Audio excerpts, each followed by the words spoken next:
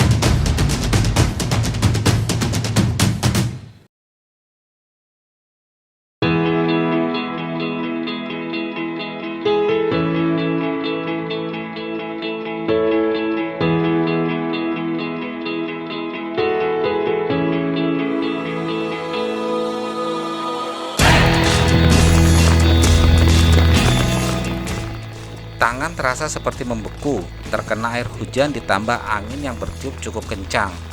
Selepas menggunakan jas hujan, kami pun bergerak menuju puncak Genteng Songo.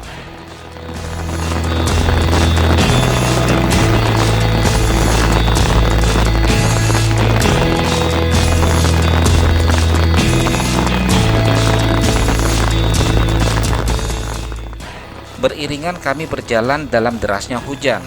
Perlu ekstra hati-hati karena sisi kiri kami adalah lembah dengan jurang yang dalam.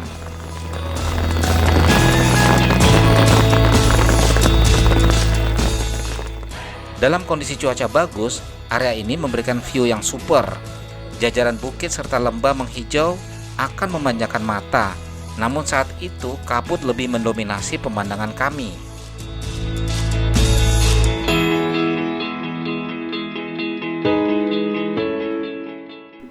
Dalam kondisi cuaca kurang mendukung, tiba-tiba teman-teman di depan berhenti. Rupanya Ade merasa mual dan ingin muntah. Ade mengusulkan untuk istirahat sejenak. Namun karena sedang berada di tepi jurang, maka diusulkan untuk mencari dataran untuk istirahat sejenak. Situasi hujan dan udara dingin plus kabut, Mas Ahmad Ranger Gunung yang menemani kami mendaki khawatir dengan kondisi Ade. Mas Ahmad memberikan gambaran kalau posisi puncak masih agak jauh dengan jalur yang cukup berat.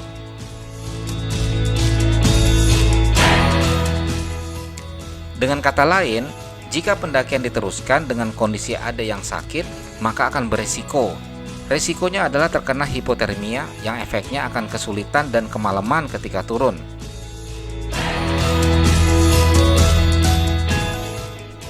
Kami putuskan untuk mencari tempat istirahat terlebih dahulu dan mendiskusikan langkah terbaik selanjutnya.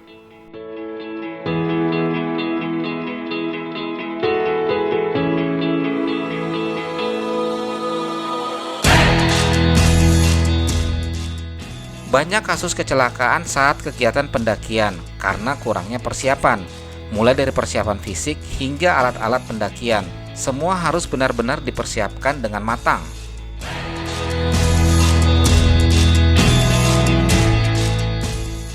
Di Merbabu, bukan sekali dua kali para ranger melakukan tindakan evakuasi dan penyelamatan di gunung.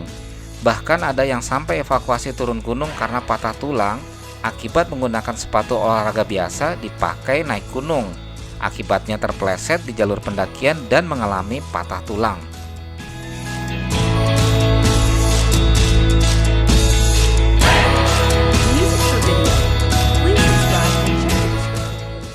Kami istirahat di bawah jembatan setan sambil membuat minuman hangat. dan menghangatkan jari-jari tangan yang mulai kaku kedinginan.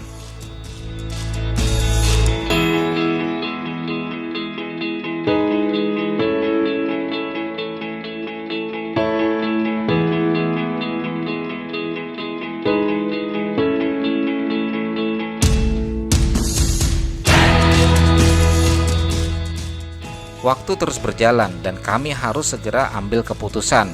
Apakah tetap menuju puncak Kenteng Songo atau bersama-sama kembali turun ke base camp. Di atas kertas, menuju puncak sekitar 30 menit berjalan santai, namun akan menjadi lebih lama jika kondisi tubuh sakit.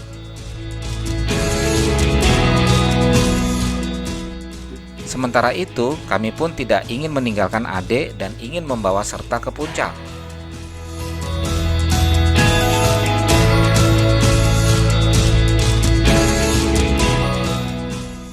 Akhirnya Ade memutuskan tidak ikut ke puncak karena merasa kondisi kurang memungkinkan dan butuh istirahat lebih lama lagi. Untuk itu, Mas Ahmad menemani, sedangkan saya, Ali, Resa, Mbak Neneng, dan Mas Dudi tetap melanjutkan pendakian.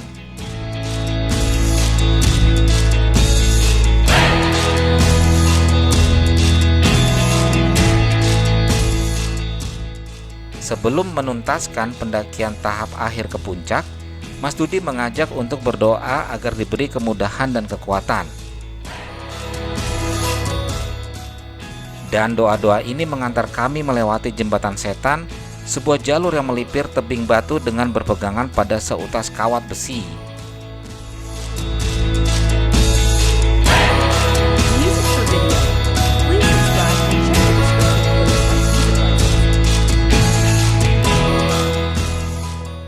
Disebut Jembatan Setan untuk menggambarkan tingkat kesulitan melewati jalur ini. Bukan karena ada setannya juga sih.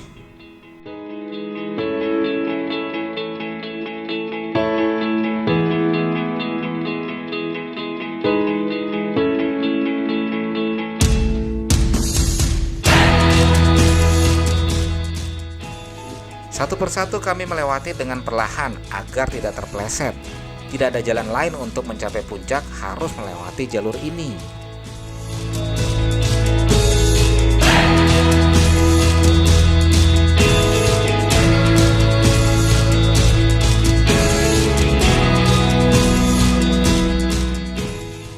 Namun pendakian belum usai. Kami masih harus melewati tanjakan curam dengan kabut dan angin yang menghadang.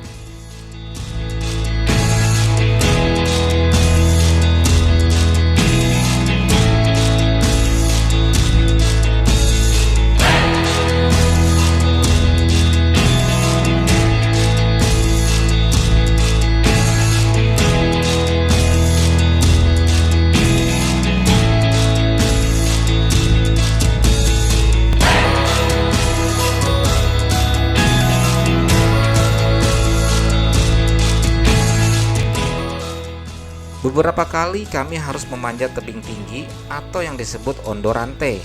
Tebing tinggi ini juga menguras tenaga di perjuangan akhir. Terdapat tali yang dipasang untuk memudahkan melewati tebing ini.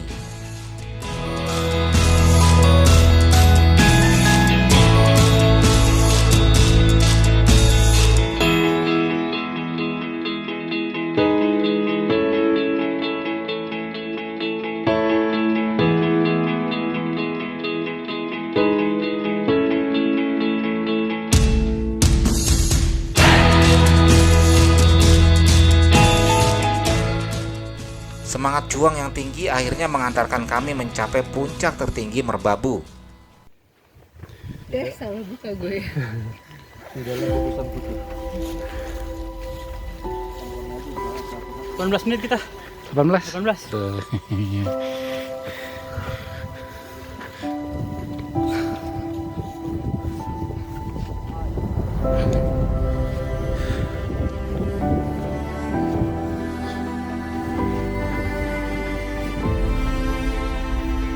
Alhamdulillah.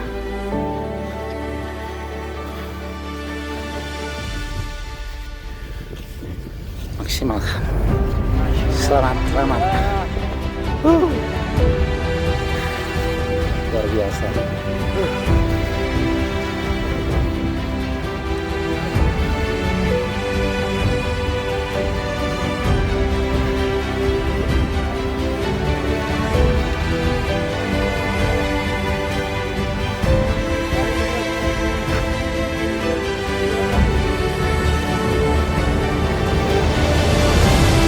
Selamat ya, Ri. Wah, perdana nih. Aman.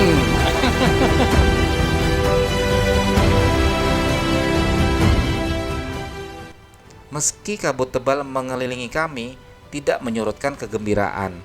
Kami meluapkan rasa gembira dan haru di puncak Merbabu.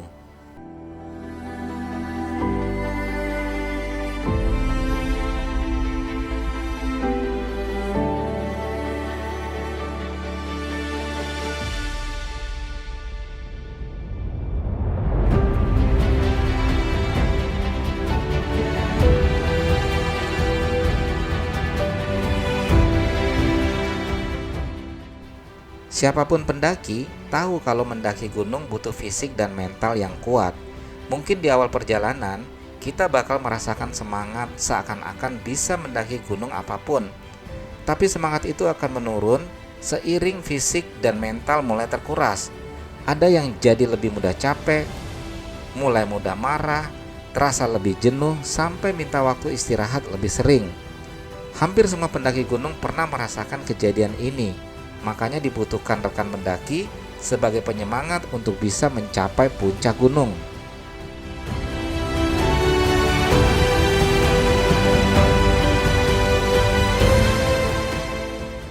Demikian dari saya, sampai ketemu di pendakian atap langit Indonesia selanjutnya.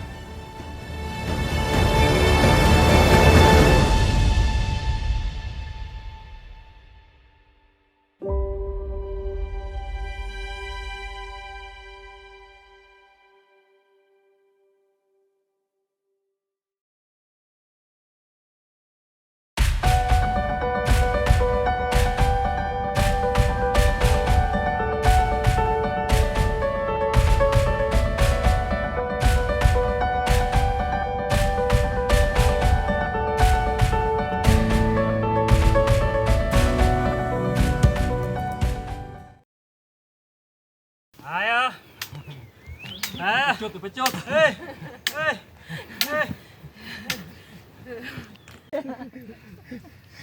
Kenapa sih nggak tegas aja, Mas? Langsung gitu loh.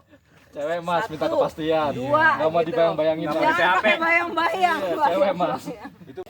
Halo kawan, masih di Merbabu, perjalanan turun dari puncak menuju ke base camp. Nah, kali ini bersama Ali. Hari ini capek sih iya, jelas ya, karena namanya daki gunung, jarang bonusnya juga. Terus jalanannya juga treknya terjal berbatu-batu. Di beberapa tempat tuh harus pakai tali juga, curam, tapi di bawah fun. Karena teman-teman dakinya juga fun banget. Kita berpikir untuk kembali turun tadi ya. Iya, karena hujan, cuaca, baju kita juga basah. Tuh, Sampai harus ganti baju dan kita harus minum hangat dulu baru bisa jalan lagi. betul. Masih mau karena memang untuk ke puncak tuh udah nggak jauh lagi, udah waktunya juga sedikit, cuman memang rintangannya berat banget ya. Kalau buat teman-teman yang mau ikutan naik Merbabu Tektok, ya paling nggak dipersiapkan fisik segala macam, peralatan segala macam, nggak cuman bawa air minum aja, tapi juga jaket, persiapan jas hujan gitu-gitu. Hal-hal sebenarnya yang simple tapi itu bermanfaat banget ketika kena badai, kena hujan. Pendakian itu bukan puncak, tapi pulang selamat sampai rumah masing-masing.